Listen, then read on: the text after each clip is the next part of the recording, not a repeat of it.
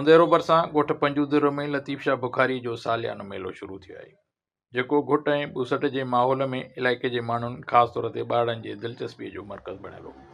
मेले जे मौक़े ते ज़ाइरीन दरगाह ते हाज़िरी भरे अक़ीदत जो इज़हार कयो, जॾहिं त मल मला खेड़े में पहिरें ॿिए टें जोड़े जे मल पहलवाननि मुनीर मला, मुबारक मला, अब्दुल ख़ालिक खोखर, गुड्डू अबड़ो, राजा शर, औरंगज़ेब नारे जो बल हूंदसि।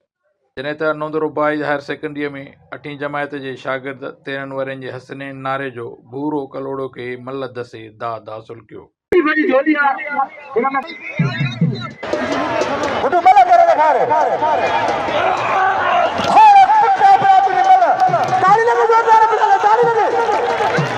जवाननि खे ज़ोर आज़माई ते ताड़ियुनि ऐं पैसनि जा इनाम ॾेई दाद ॾिनो वियो। गादी नशीन सईद इनाम शाह बुखारी समेत ॿियनि चयो त लतीफ़ शाह जे मेले में मुख़्तलिफ़ इलाइक़नि खां माण्हू अची लुत्फ़ अंदोज़ थियनि। सकाफ़त मल पहलवानी जंहिंमें सिंध 50 मशहूरु मल पहलवान हिसो वठंदा आहिनि।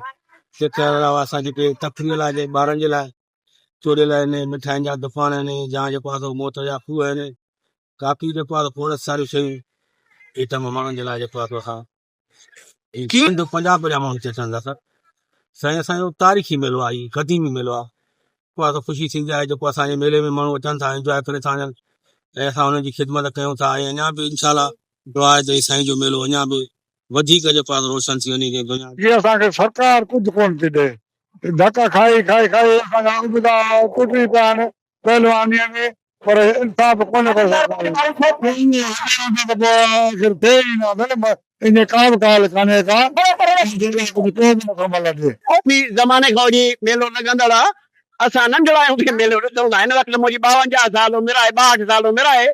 हे तमामु पुराणो क़दीमी मेलो आहे असांजे। पाण मल जो तमामु भलो शौक़ीन हुउमि, पर मां हाणे अचण ई छॾे वियो इन जे करे त मल विढ़नि ई नथा, रुगो पाण में हिक ॿिए खे ॾे वठि करणु लॻी पई आहे। इन जे बसि हेॾी ॿारनि जे लाइ रुगो मिठाई वठण आम, न त मलाखड़े त न वेंदुमि। ॿारड़ा फिरणी, जंपिंग, ॿेड़ी तोड़े जानवरनि जे चिड़ियाघर ते लुत्फ़ अंदोज़ थींदे नज़र आया। Akhtar Abro, Mehran TV news, Naundero. सोना तराजो दे तोल नवीर गो अले दावत गए पराया जंजल अपने गिच विच गते रब न छो गई रो